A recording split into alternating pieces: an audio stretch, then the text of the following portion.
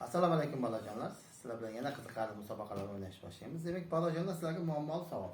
Demak, mana buni nima qilib berishimiz kerak? Mana bu ichiga tushirib berishimiz kerak. Men. Qanday qilasan?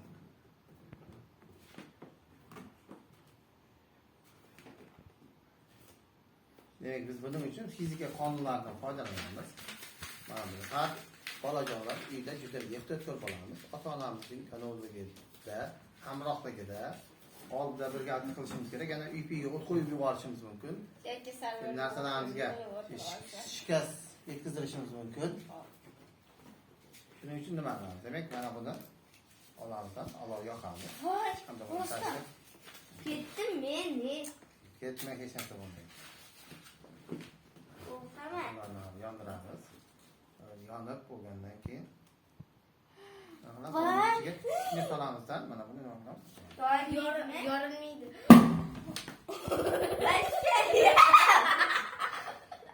İçiga Suv solingan edi. kamroq suv.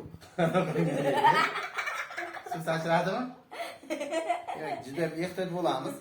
Iloji boricha buning ichiga suv solishimiz kerak edi. Biz suv solganimiz kamroq edi. Kamroq bo'lganligi uchun yonboshlaridan olov tegib ketdi, nima qilib ketdi? Yorilib ketdi. Albatta biz texnika xavfsizlik qoidalariga nima qilishimiz kerak? Rioya qilishimiz kerak bo'ladi. Bolajonlar bilan nima qilamiz? Xayrlashamiz.